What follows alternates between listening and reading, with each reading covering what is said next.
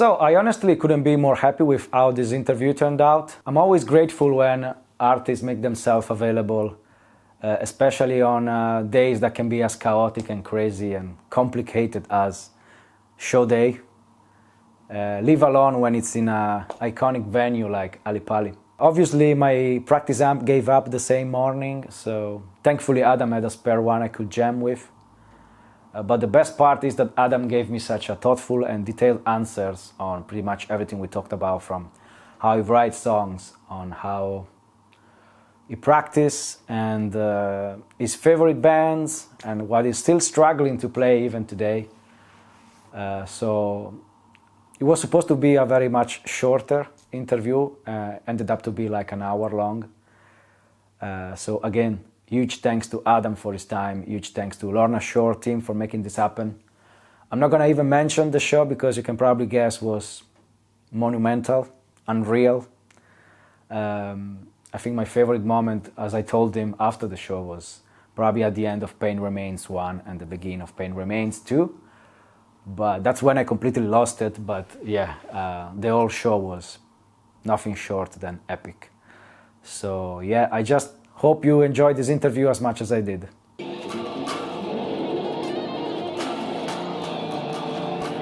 Are we in the frame, Andrew? Yeah, good. Ooh.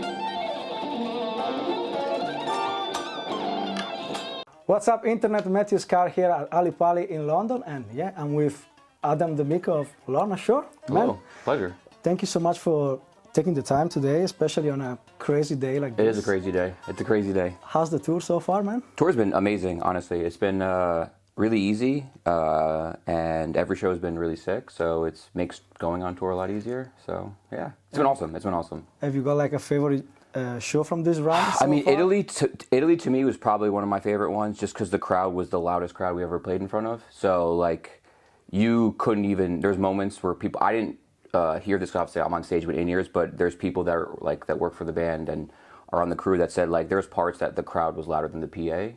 So like, which is kind of crazy. So it was really awesome to hear that, where like you couldn't even hear Will, you could hear like, or you just heard the crowd, which was it was a really awesome show. So that to me just like probably was one of my favorite shows. Poland was also awesome. So those are. I mean, every show has been really, really great. I'm not gonna lie. Like all the shows we played, there's not been one that's been like, this is not a great show. Every show, every crowd has been amazing. But the one I can think about, Italy, was just because it was the loudest and biggest crowd reaction I think we had on this tour. So I'm gonna say Italy is probably. I'm glad you said Italy because I'm from Italy. Nice, nice. And a friend of a friend saw you guys. It was at Padova, I think. Yes. And he said the new stuff sounds better live than on CD. That's what everyone says, and that's good to know, because that's good to know. It's a good thing to have. So I have to say thank you again because of you I found out about a band called NEGROPHAGIST. Oh, my favorite band. That's my favorite band. Yeah, I was looking at. Let me see if I can pronounce the title. Ignominious and Pale. Yeah. Yeah.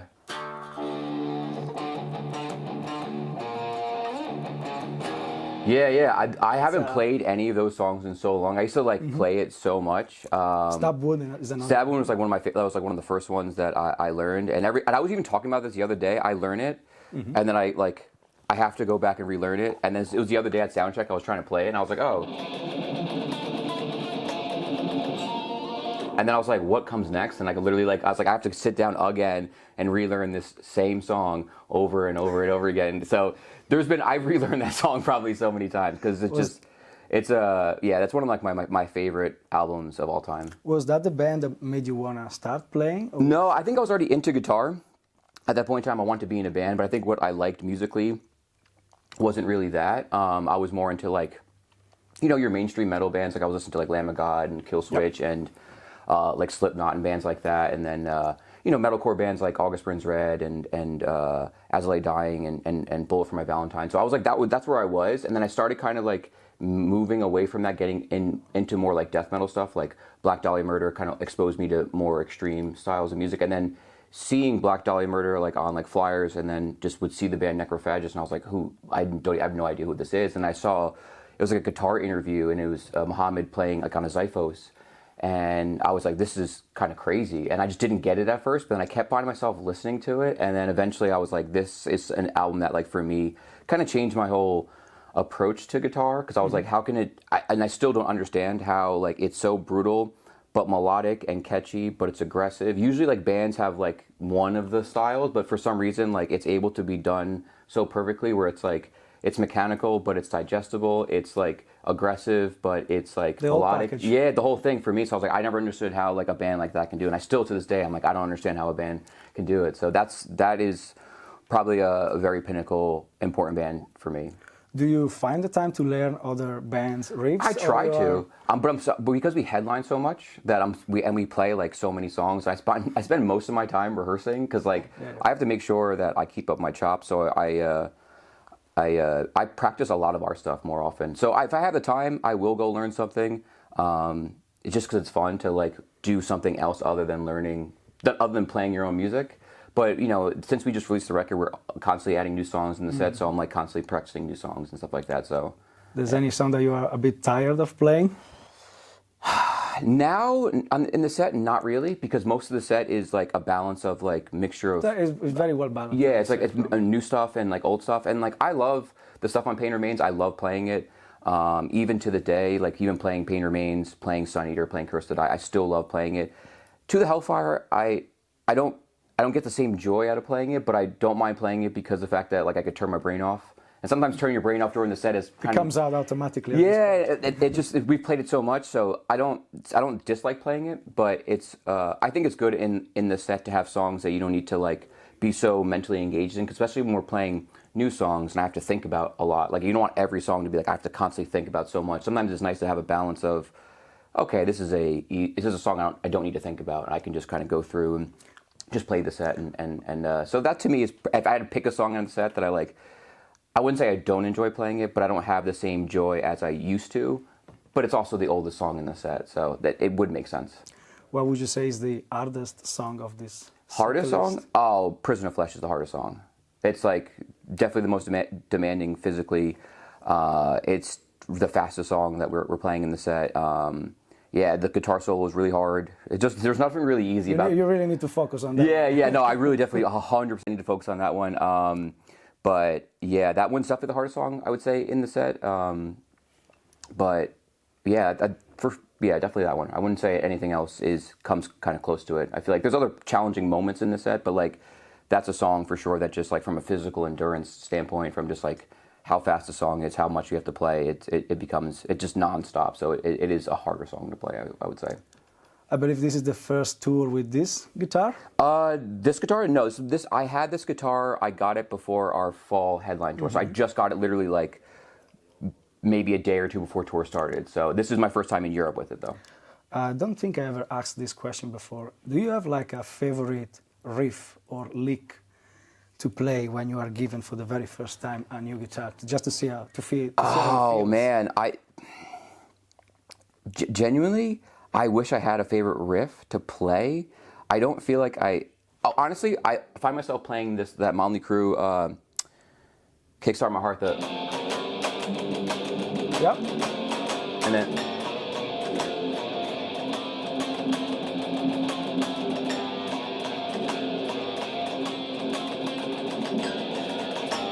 That's probably, like, a riff I end up, if I don't know what to do, I just play that. Because it's probably one of the sickest I feel riffs. like my go-to would be Holy Wars, and maybe just the lick of Creeping Dead, the soul. Oops. That Okay. kind of see how it feels. That's sick. So I wanted to ask you about a bunch of songs from I Feel the Ever Black Festering Within Me. First one was War Machine. Yes. If you can walk me a bit through the process of writing that one. That one is, we play it live, and it's, like, one of my favorite songs in the set to play. Just because, like... It's like a workout, that song, man. I just think it's just a fun song to play. It's, like, also, I think, the slowest song on the record, which is nice. Like as I was saying before, having songs... Define slow. Yeah, 110 BPM. It's slower, than, like, 140, 135. So, to me, I think that is, like, one of those songs where, like, I can just enjoy playing it. The riffs are super fun to play.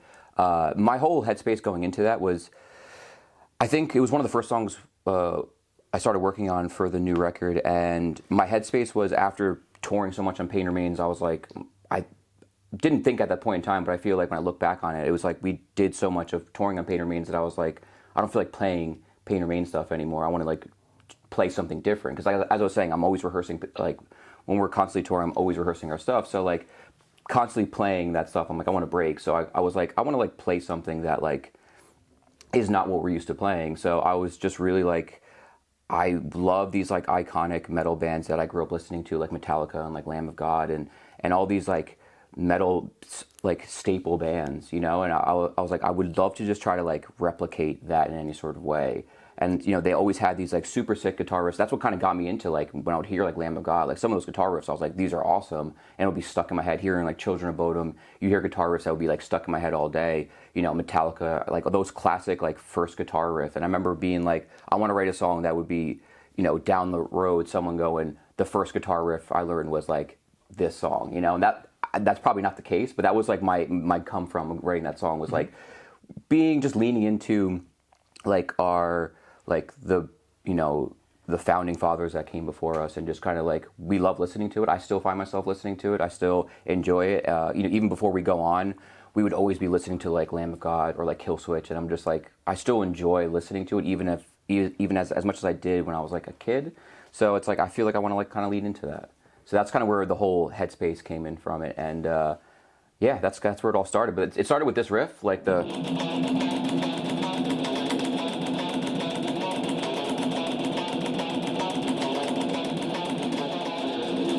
That's where it all started from. I was like, I want to do a really like chromatic riff. So it's like, it's pretty simple. It really honestly started with this whole, that whole tail. Cause I was like, I just want to, I don't know. I just found myself playing that, and I was like, that's cool. Like, how do I find myself putting it into a riff? And I was just trying to messing around with a bunch of stuff. And then I was like, well, here's just a lot of those bands that I mentioned. They all had these like chromatic riffs. And I was like, I never think about writing a chromatic riff like that. I'm always thinking about like what scale, what key, what mode. And I was like, sometimes some of these like simple riffs were like so effective. So I think that was where it was a big challenge for me to like not think about how I normally write guitar. So yeah, it just... I just realized I was playing it wrong because I was playing it up here. Oh yeah, it's all it.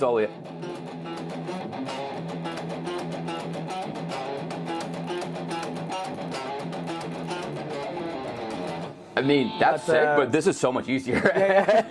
That's I was like, this is, you know, it's a... Yeah, you just gotta like move like two fingers and... Yeah.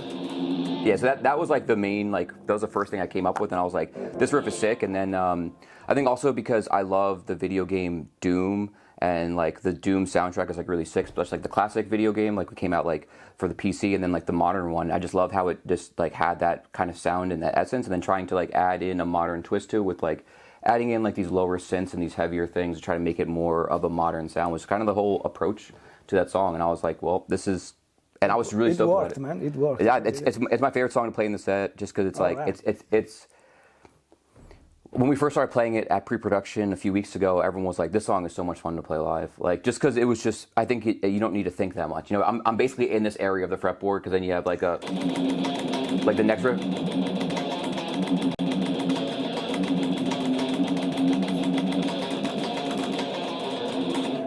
I'm just here, which is awesome, because usually a lot of songs I'm all over the place. This, I'm just like, I'm in this one box, and I'm like, sweet, I could like just hang out here, which is kind of nice sometimes. So yeah, you have more space to headbang. Yeah, I can enjoy. I can kind of, it's earlier in the set, so I can get like warmed up into the set. So it's nice to have songs like that, and just honestly, these riffs are just fun to play. Like, it just makes me feel like when I first started playing guitar, like learning some of those like staple riffs, learning like Crazy Train, learning like Enter Sandman, like just feeling like I'm playing this like cool riff that is like accessible, but it's just fun to play. These riffs all feel like fun to play. To me, it's already a Lorna Shore classic. Yeah, I honestly hope so. I'm fighting for it. I'm fighting for it.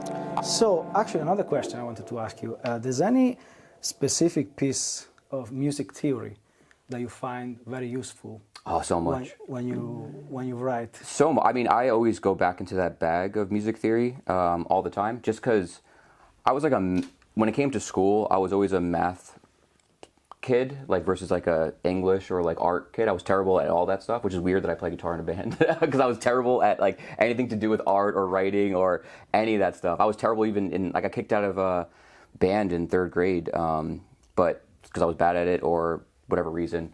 So I was like really good at math. So and theory, like kind of feel like it scratched a similar itch. It felt like math-esque. It made like, it was kind of like learning how things made sense. I know it's not equivalent to math, but to me it was like, it kind of scratched a similar thing of like, these things work. This is kind of why this exists. And it was really a really important tool that I found early on, was like learning music theory. I would dissect songs and I would understand like what bands are doing, what modes they're using, and I'm like, oh, that sound exists, and here's the reason why it sounds that way from these things or this scale or this mode or these using these chord progressions or whatever. So I've always been leaning into theory, but if there's one thing that I can think of, I mean, I really don't know that like what's. I genuinely don't know. There's not one thing that I kind of like rely on. I think it's, to me, it's like, it's all the different stuff. It's like, obviously, you know, having different scales or different modes rather have different characteristics. You know, like a minor mode, it's gonna sound different than like a Lydian. Like that sounds different than, and then just knowing that, like understanding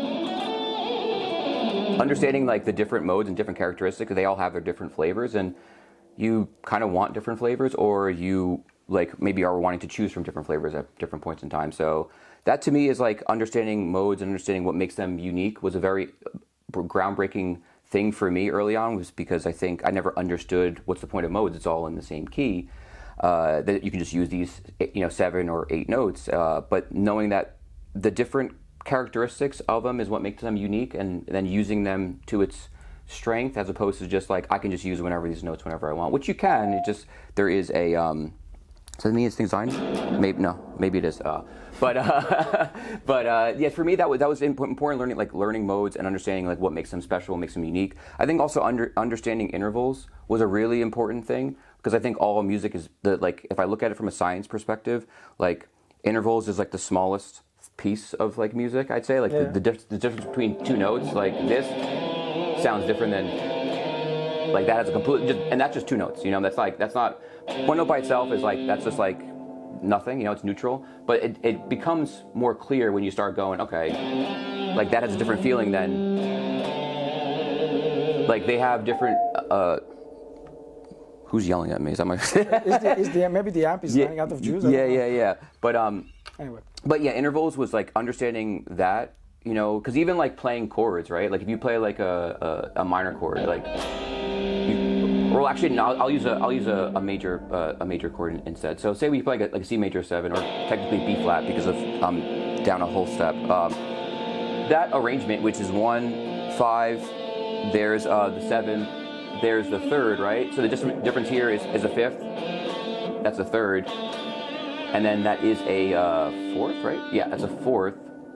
That sounds different than if I played same chord, but if I played that is same chord, same notes. It's C, G, B, and E. It's just E, B, C, G. But there's different they're made up by different intervals. Because right here you have a 5th, and that's a minor 2nd, which is a terrible sound. But in the context of all that, it sounds really awesome, and it sounds so different. So understanding how intervals play a part in each other, like you can have the same notes of the same chord sound significantly different because of the arrangement of the chord. Small changes, but they make. Yeah, so like it's the same notes, but like this, same notes as this, but like because the intervals are different, you know what I'm saying? Even though the notes are the same, the distance between the notes, like across the chord, have create a different sound, or like same chord, but like still sounds similar, but this has a little bit of a different sound because you have that minor 2nd interval between the B and the C, which this chord doesn't have the minor 2nd interval. This chord doesn't have the minor 2nd interval, so that kind of creates, there's like dissonance in that chord, but it's a major chord. So I think intervals, to me, understanding the role they play, how they play, like how the notes play off each other, how they create an emotion. Because like this emotion, it's like that's dissonance. You're like, that sounds awful, like by itself. But like in the context of it, it adds a little bit of character, and then like makes more sense. And understanding like functions of notes. Like if you're in like in a minor in a minor key, like understanding that like if I'm here, like this probably wants to go wants to go there, or like if I go to like, if I'm here and I go,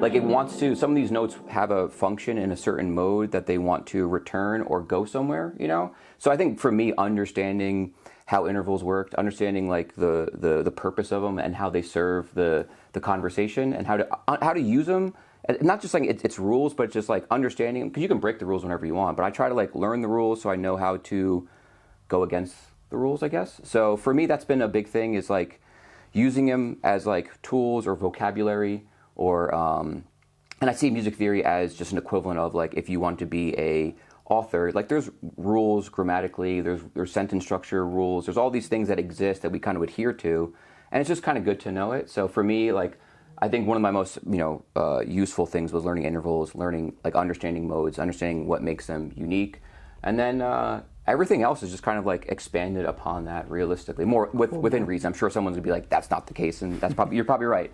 But yeah, to me that is something that I find really interesting. And then there's a lot more like modern theory stuff that people use that is kind of cool to get you outside the box, and some of the stuff that I kind of go based off is like the building blocks, the fundamental stuff, and I'm kind of getting myself into more of the weirder things of theory that is like a little bit more abstract, but it kind of creates, just gets me outside of my box, I guess. It's just another tool to add to my arsenal, like understanding like and one thing I used to use a lot was chromatic medians. It was like basing, like you can play like 3 minor chords, a major third apart, and they basically create this like hexatonic, meaning like a 6-note scale of, like it creates that sort of, or I'm sorry, right? Yeah. No, yes, I think so. Anyways, so I use that a lot just because it just kind of creates this sort of cinematic. I get the vibe. You would say like a lot of composers were using this like chromatic medians that has that like sort of like. Gives a very black metal kind of. Yeah, and like, but you even notice in like movie scores, I think even like John Williams, like Star Wars was kind of used it. I think it was John Williams used it, or there's definitely a lot of composers that use these chromatic medians. That's where I first found out about it.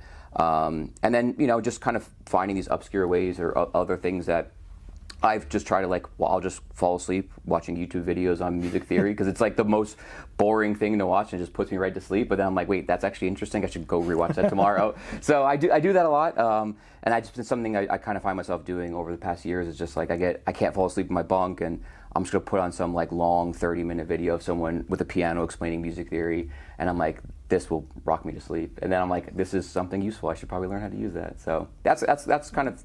There's so much stuff. I love it. I'm always trying to learn more. I always feel like I want to learn more. Or I'll talk to somebody about something, and I'm like, wait, I want to figure out why this is the way it is. I'm always asking why, and I feel like theory is like the tools to ask why.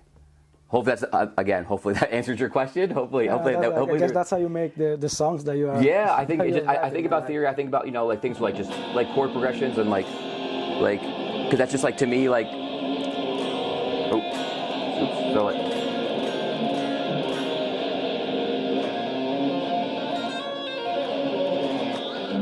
just like chord progressions to me also would be really useful because it became like it's like a foundation that you build a house on. Like you kind of have like when you see like an empty plot and like someone's gonna put a house there, you obviously see like a basic foundation. And you're like, okay, I know what the house is gonna look like. Once you see a foundation, you're like, okay, it's gonna be this like square or rectangle house because you can see it. And I feel like chord progressions for me like kind of served that. It kind of anchored me in because before that I would just play whatever, and I was like nothing made sense. Then at least having like when I was like taking lessons with Christian from Obscura, who also played in NEGROPHAGIST on that record, he was saying it's like if you have a good chord progression, like and it sounds good, then what you put on top of it should also sound good, with obviously within reason, you know what I'm saying? But if I felt good like by doing like if I was like I like that emotion, I feel good doing that, then kind of putting stuff. That's the basement. Yeah, the basement. That is the basement, and just decorating the house on top of it is like I already feel good doing that. Now, if I don't feel good with that, then obviously maybe change it. But like even like this.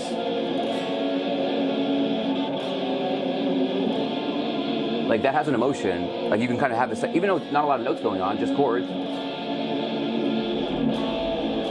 like that has an emotion, it has a feeling, and I'm like, okay, I feel good doing that. I could use that as a tool to kind of like build around. So that's something that I also use a lot of times is like if I don't know what to do, I'm just like, I just want to create a mood, a feeling, like what am I feeling today? How am I feeling? Or what do I want to like hear?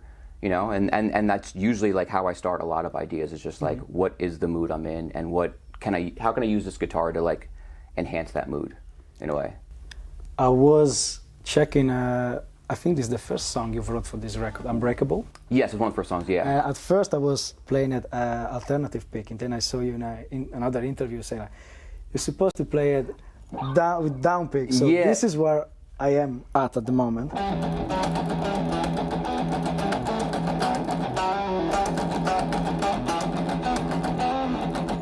And then after a bit I start to build up tension. Yeah. I can't help my brain.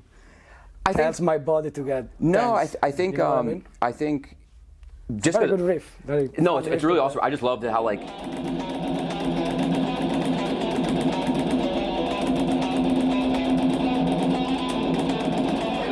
so I love that riff. It's a fun riff. But if I play down picked, it doesn't mean that you can't, because I know Andrew, the other guitar player in the band, he is not as much of a down picker as I am. So some riffs I'm like I don't struggle as much with it because I just down pick, and he's like, me alternate picking is really hard to do. So because you know, I'll write these riffs where like I just play it how I always play all these riffs, which is just down picked. I don't think you have to play it down picked. If you end up playing it alternate pick, I don't think it's wrong. I don't think, you know, it's. But I don't know. I feel like the intensity loses a little bit. I think and anyone. There's a lot of people that's asked me about that, and it's like, why do I downpick? It was never like I had to sit down and consciously go, I want to downpick this stuff. It's like I didn't know when I first started playing guitar that you could alternate pick. So I was learning all those like types of riffs, like, you know, like Crazy Train of like, oh my god, completely forgot about it. Holy shit.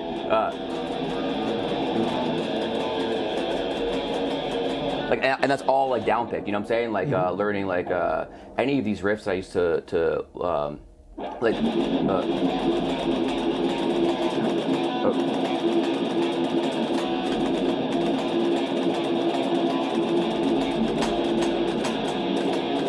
so that was all like I only played that stuff down pick because I didn't know anything else. I was just playing all these like palm muted riffs, and I just didn't know you could alternate pick till like I would watch like videos on YouTube and people like talking about alternate picking, and I was like, wait, what? So for the longest time I was even playing scales like I didn't know you could. I was like, I can't get any faster. Like I can only play this like down. Like I can only play this all down picked. So for like the first 2 years of me playing guitar, I was like learning all those like type of riffs. It was all down picked, and it wasn't like something that I consciously sat down and worked on. It was just like that's how I first started learning how to play guitar.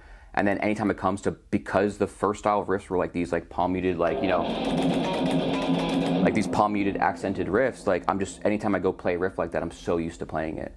And it's never something that I sat down and was like, I need to work on it. Now I know that's not really good advice, but that's just like where it came from for me. It was just, it always was just down picked because that's just what I'm used to. But then as time has gone on, people say they prefer that because it's like obviously more aggressive, which is, I definitely agree with that. You know, because I remember trying to learn some of my riffs alternate picking, and I was like, this is even worse. Doesn't feel right. I'd rather just brute force it, like lock my arm up and just pray for the best. But yeah, I think anyone can play it any sort of way.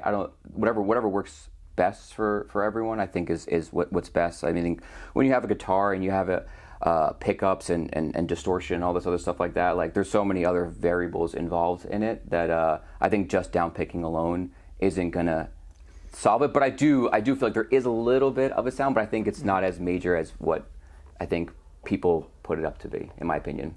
There was like a guitar technique in particular where you struggle more to learn, or you're still trying to improve? Yeah, so tapping for me, that's why Prison of Flesh has a tapping solo in it, just because on records, I like to put stuff that I struggle with and force myself to write something that I know I'm not good at. Makes sense.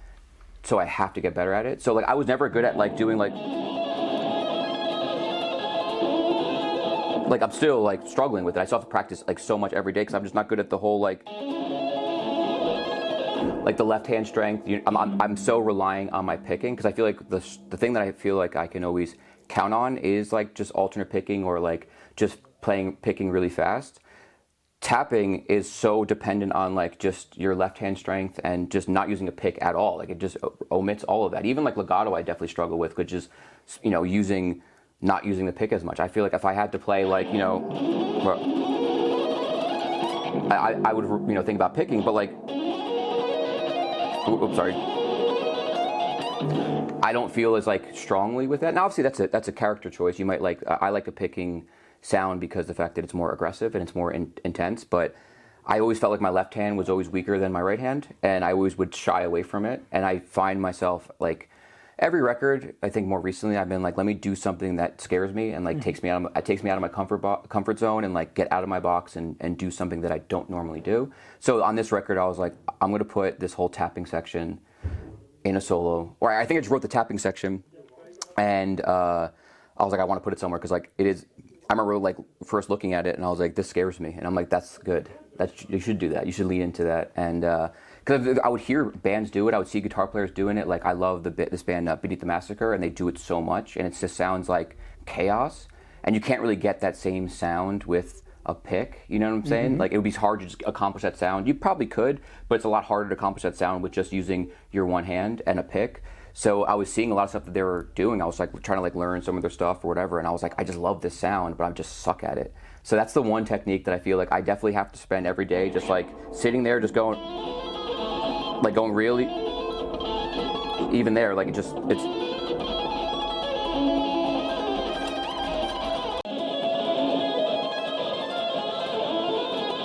And I struggle with it every day. Every day. You have to practice every day. Every day I have to practice it, and then like on stage, I'm just always like, fuck. Like I got to do this part. This is terrible. When you nailed it, it's like the best. When I nail it, it's the best feeling. When I nail it, I'm just like, you could see it. Anyone right. Show is over. Literally, you're not lying. Right when that's done, I'm just like, I could turn my brain off, and I'm like, that to me is like the pinnacle of like. I gotta make sure to film you tonight. Yeah, if anyone's directly in front of me, like when I'm playing that, you can tell on how I did just by the look on my face. I'll either like, you can 100% tell. Either I'll be like, you're just throwing the guitar. There's some days where I'm like, I'd rather just quit and just cry in my bunk. But yeah, that's one of those techniques that I struggle with and I shied away from and didn't really. But I always love the sound of it, and I use records always to push myself. I think that's something that I always do on every record is like do something that is out of your comfort zone, because it forces me to have to get better at it, because it's on a record, you have to go perform it live, like you have no choice but to practice it. So it's like really forcing me to do that stuff. So I do it on every record, and like I'll probably fail on it all the time, but I feel like I'm at least trying to get better at something, and it really forces me ahead, which I do like, and I have no problem going on stage and playing it horribly. Not that I want to, but like I know I'm trying to improve. It's live. There's gonna be exactly mistakes here and there. Yeah. It doesn't have to be perfect. And I'm trying to improve upon it. And I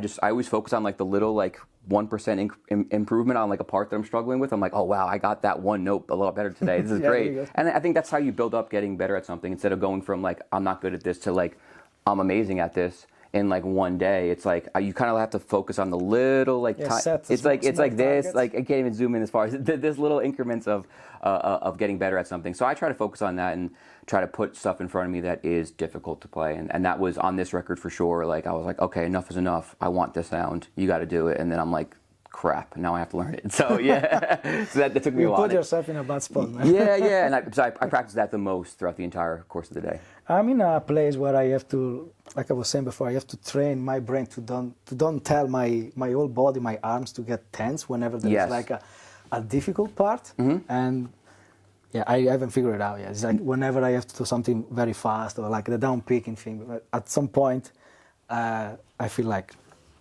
that happens. I think I struggle with that.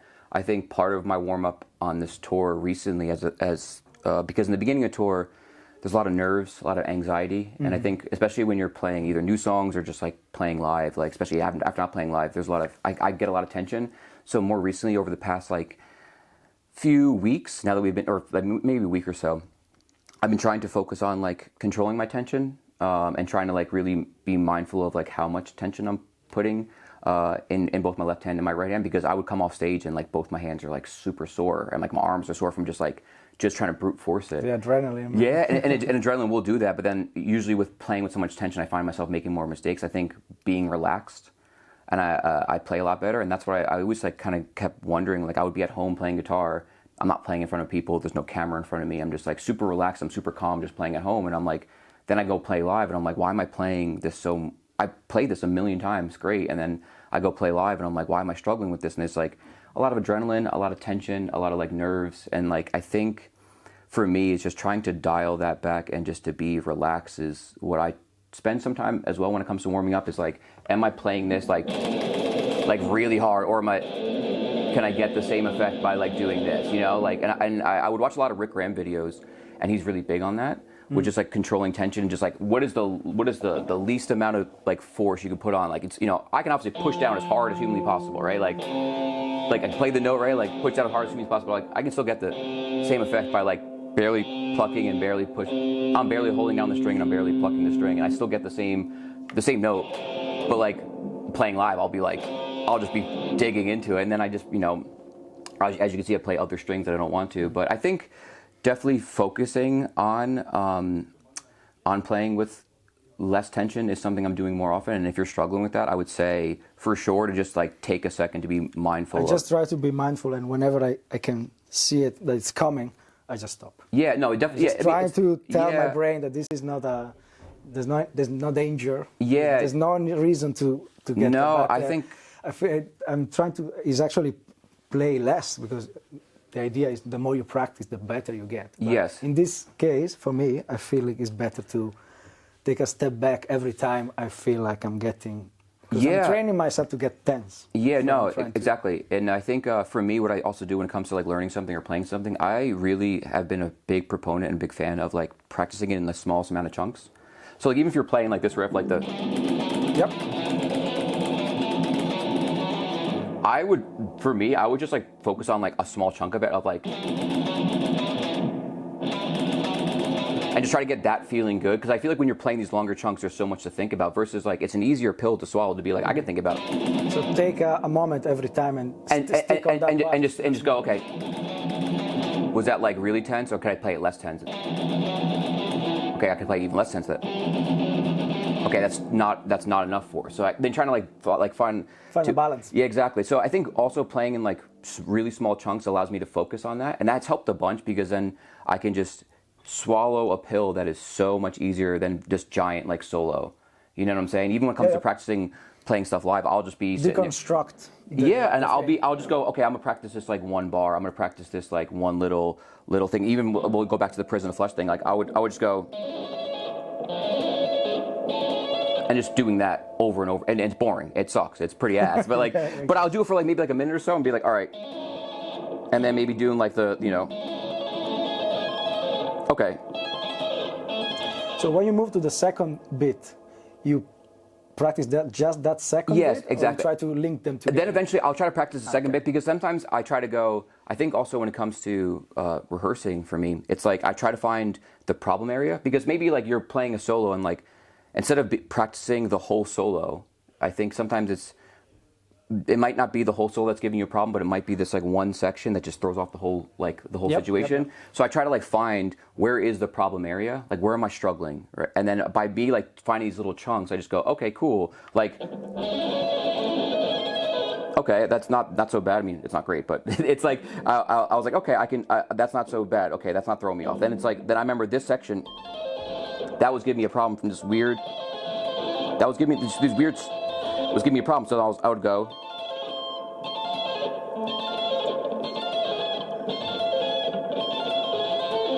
Okay, so then I figured out, okay, this was giving me the problem. So then I would sit there and isolate and focus on that. So for me, I was trying to find what was throwing off the whole situation, and then focus on that. And even just a few minutes on just focusing on that, it does. And I never used to think it would, because I would be like, okay, I'm learning this whole solo, I'm gonna cram it all. But then I would be like, there always would be things in the solo that would throw off the thing, or in a riff or whatever. I remember even we'll go back to War Machine, that for some reason that was giving me throws me off. So I had to sit there and just go, and it's awkward like loop, but I would sit there and just, And just because I feel like I can digest it, and I can like take a second to be like, and I would do this with a metronome, and then what I usually do is like I'd play it, and then I would kind of like wait 4 beats, like 4, and then because I could think, okay, I could take a second and process. How did that sound? Did that sound good? Can I get that to be better? It's not a continuous loop, but it's and I'm just I'm not sitting there just going like, because then you're not getting any information, you're not getting any feedback. You're not taking a second to go. I'm like, okay, that's not so bad. Okay, it's a little bit better. And then you can have that second to be like, okay, that was better, that was worse, and you can make this micro adjustments on these like tiny little chunks, and that has helped me significantly. It makes my practice sessions a little bit better because I'm more focused on the areas that I need to work on, as opposed to like if I have a section of a solo or a riff or whatever, and I'm like,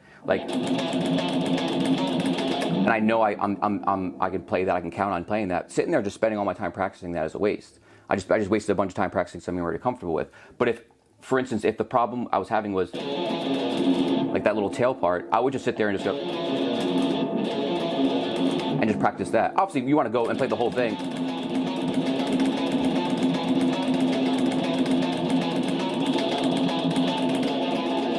Like you want to play the whole thing because you want to integrate the whole aspect, and definitely need to spend time doing that. But for me, small chunks allows me to focus on clarity, and it focuses on like what you're saying, tension. I started doing that more recently, which has been helpful for sure.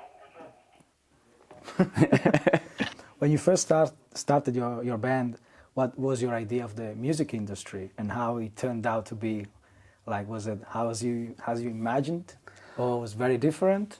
I think the way it works, the way the industry works. Yeah, I mean, back then the industry is different than it is now. Obviously, like the internet is so much more prominent these days, so like that plays a huge factor, which I think is awesome because I think bands can get their music out to people without having the hurdles and like the things to jump over to get their music out there. So I think music is really easy to access these days than I'd say even when we were like a local band. Like I think there's a lot more things that you had to do. There's a lot more, it's easier to produce music. Yeah, I think especially even that was not too long ago. Even like technology nowadays is so much easier. It's like people can record full records on their laptop with like plugins, and it competes with normal full studio productions, which is crazy, which is awesome. It allows everyone to be able to create music, which I think that's the end goal anyway.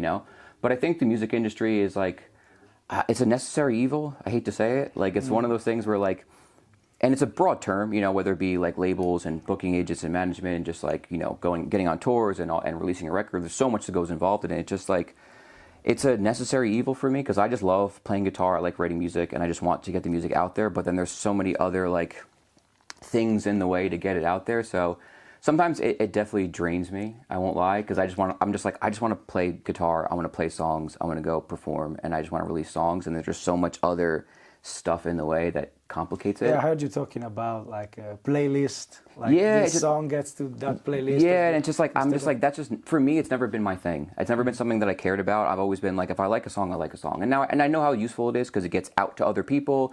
Having your stuff being in front of more people is more likely, a higher probability of people liking your music. I understand that, but for me, it's just like, if I like a song, I like a song. You know what I'm saying? I don't care how many monthly listeners it has. I don't care how many plays it has. I never look at a song and go, oh, it only has this many views. I'm not going to listen to it. Like, it's never been the case. If I like it, I'll listen to it. And I just don't like the angle that I see a lot of just like numbers and statistics and ticket sales and this, that, and the other thing. I know it's valuable. I know it's important. But to me, it's like, I think about it from me being a fan of music still. Like, I don't care how many people are in the room. If I like a band, I'm gonna go see them. And I think it's amazing. I've seen bands that played in front of like 40 people in a massive room, and I was like, it's one of my favorite shows. Is it true that you actually prefer more intimate? I prefer more intimate stuff because I feel like I just like playing music, and I like seeing people's reaction to that music. It's cool to see people like engaging in it, and like you can see people not on their phone, just enjoying the show. And it's just really awesome to have this like kind of outer body experience. Yeah, I guess especially at festivals, you are kind of far away. Yeah, so it's hard to actually. It's hard to see, and I have to wear glasses, so I can't see everybody. So like sometimes the barricade is so far away, and I'm like, I don't see anything other than like the back of the security guard's head, and just like it's not really as inspiring as like playing more intimate shows is nice because I get to see people right in front of me like having a moment, and that is from a musician's perspective. Like I understand what it's like to be on the other end of it, where you see a band or you hear a band and you're just like, this is an awesome experience, and like you can't really explain it. Like, you know, they're just engaged and present in that moment. I think that's the beauty of all of it. And that's what I just love about music and performing, is you get to experience that. And I think all the other stuff around it just like kind of weighs me down and clouds my mind. And I'm like, I'd rather, it's so much more simple than that. And we're making this thing, which is music, more complicated. It is. It's for me at least. And I keep saying it is a necessary evil. I know it's part of the machine. I get it, but it takes the fun and the joy and like the love out of it when you're like all it is about is like writing a song and people connecting to it, and like just being excited that there is people to connect to it, whether it's one person, whether it's 1,000 people, whether it's 100,000 people. It doesn't matter. It's just cool that like somebody was like, I kind of get what you're going through and I can relate to that. And that's an awesome thing. And I feel like that whole other stuff of what playlist are you on and where are you at on this festival bill and all, I'm like, that doesn't matter. We put so much importance in it, and it doesn't matter nearly as much as is someone connecting to your song. Yeah, it feels like a bit like it becomes like a sport, like a competition. It does, and it like drains me. It's like truly drains me. So I'm like, whenever I want to see a band live, whether at a festival or a show, I didn't care what time they played. I just want to know what time they played, so I'm there. You know, like if they were playing at this time, cool, I'll make sure I'm there. If they're on this stage at a festival, I'm going to go there. I don't care if it's at 2 o'clock or 11 o'clock at night. Like if it's a band I want to see, I'm going to go see them. I don't care if it's in this tent or on main stage. Like I saw Meshuggah at Hellfest in this tent a couple years ago, and it was amazing. And then I saw him in a venue, and it was amazing. And then I saw him at Download last year outside in the middle of the day. And it's like, I still love it, you know? It's just like, I like that band. I want to go watch it. I don't care about the statistics of it. Like for me, and I think a lot of people just want to go consume music and enjoy it. I think the music industry sometimes overcomplicates a very simple and beautiful thing. Yeah, I have a very cool gig after this one, obviously. Nice. I have Silosis on the 20th. Nice. Listening to the new stuff is just one great riff after the other. Yeah, exactly. And it's awesome. Wait for that, man. I think it's awesome to, like, it can be all different things. And I think for me, I like consuming different styles of music. I like experiencing different things, and it just makes it more enjoyable than like this whole hoopla of that I experience every day. And I'm like, this is nothing that anyone in the industry can tell me is you watch someone in front of you bawl their eyes out to a song that you wrote. You cannot curate that. You know what I'm saying? No matter, you cannot hone that in. You cannot like force that to happen. Like you cannot literally create that at all, except from writing music. The industry can't force that to happen. No playlist is going to do that. None of that's going to do that. Somebody just experiencing your music like purely, naturally, and having that reaction, nothing is like that in my opinion. And it's just really awesome to see. I love it. It's really cool to see people knowing the words, people knowing my guitar riffs, like air guitaring my guitar. It's like nothing you can describe to me is better than that feeling. And that's just really awesome to see it. And I think the industry doesn't understand how important that is, and all this other stuff kind of takes away from that, in my opinion. So that's how I feel about that. And this is a very good way to wrap this up. Yeah. Man. Thank you very much for your time. Did I answer all your questions? Oh yeah. Okay, perfect. Absolutely.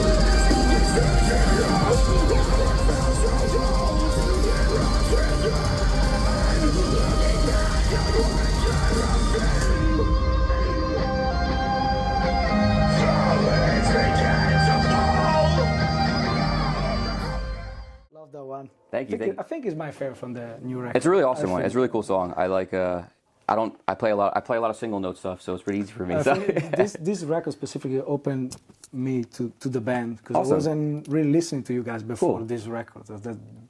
I feel it's because it's even more melodic than the previous stuff. Yeah, it definitely is. It Definitely really more made me melodic, I'd say. I think trying to be, not that we're trying to be, just that's just what I end up writing. You know, it just kind of came out that way, and then we'd be like, this sounds awesome.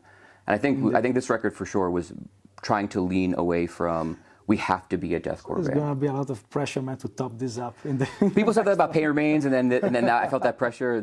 I don't feel that pressure this time around. I'm like more Just having fun, man. Yeah, I think I'm more excited and more having fun and being like, there's just things that I want to do, and I think the cool thing about writing music is it's not up to you. You know, it's not like you put it out and let the world sort it out. Like it's just your job just to do it, and you know, I don't really care that much about any of these other statistics that I was kind of talking about. Just like my job is, I just want to write songs.